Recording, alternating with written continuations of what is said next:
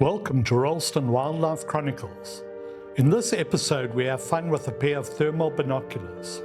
We had invited friends to come for a game drive on Royalston. I asked them to bring along their thermal binoculars as I had learned that you could take videos on them, and I thought we could use some of the footage. Little did I realize how much fun we would have. I hope you enjoyed this as much as I did. We apologize for the shakiness of some of the clips. With age goes stability.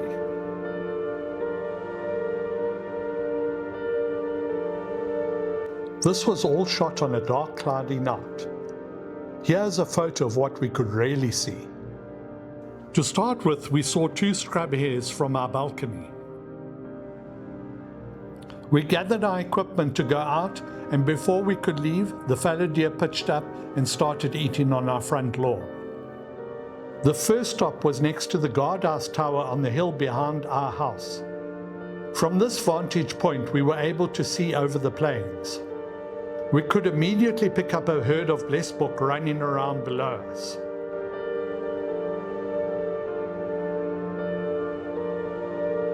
We then did a scan and could see the different herds of animals. If you look carefully, you can also see a giraffe in the background.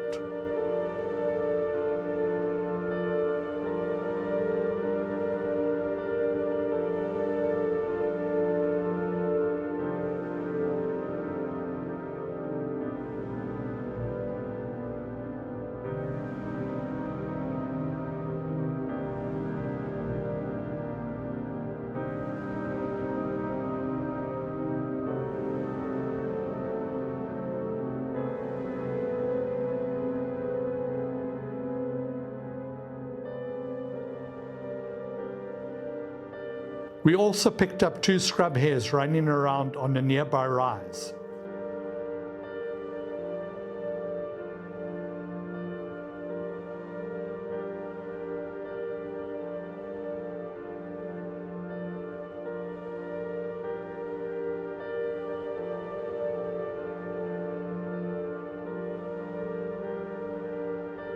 We went to the top of our street and onto the two-track to the boma. We discovered that the herd of golden wildebeest had moved to this section. On the Lakehouse Road next to the boma, we scanned and saw two giraffe lying down near the entrance to Forest Trail.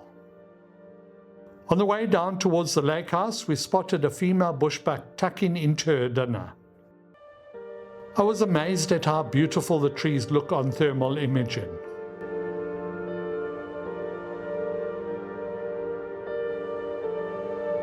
We had been looking for some juvenile spotted eagle owls we had seen in the afternoon, but weren't successful. We did, however, spot one of the parents near the lake house. Another female bushbuck was seen on the slopes of the hill. At the lake house, we scanned the lake and picked up a group of 4 impala. We scanned the lake but saw nothing on the sides.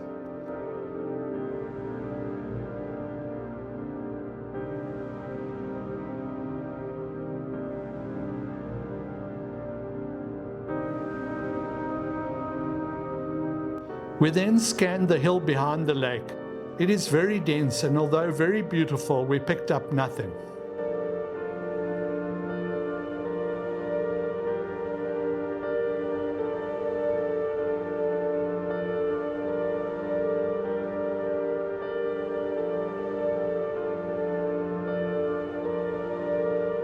On our return, we found a bachelor herd of golden wildebeest on the side of the road. This was followed by a beautiful bushbuck ram.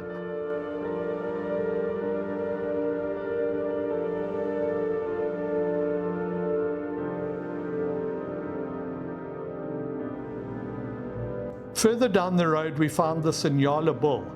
It is stunning how the thermal imaging shows the heat of the body, yet you can still see its mane and the long, scraggy hair underneath its belly and throat. We then moved on to the plains and had to do a scan of the beautiful Otanequag yellowwood tree.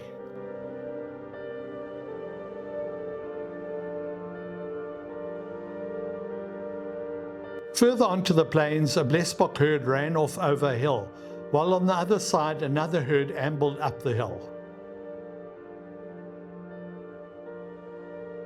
A group of ostriches had bedded down for the night on the bottom section of the plains.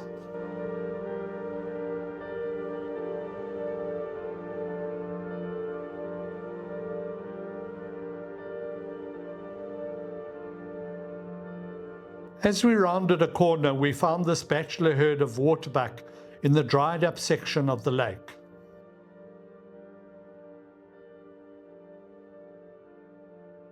On our way back towards Village 3, we found 3 giraffe, 2 of which were lying down.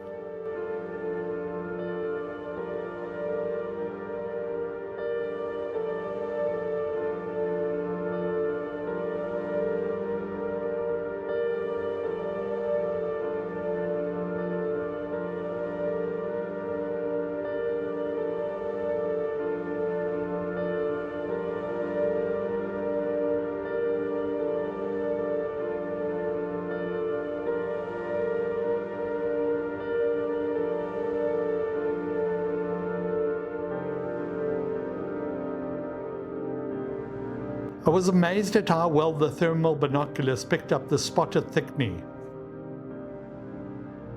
We then saw some springbok on the side of the 2-track.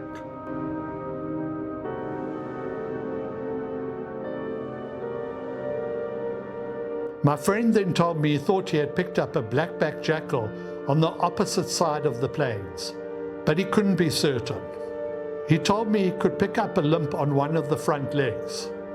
This confirmed it to be the black-backed jackal, as you will have seen in our December 2025 special, where the black-backed jackals were harassing the honey badgers, that one of the jackal was limping on his front left leg.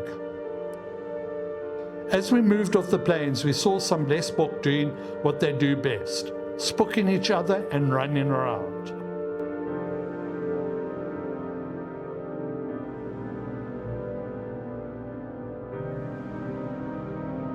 Into Village 3, and our final sighting was a black-headed heron taking off. What an amazing evening's experience.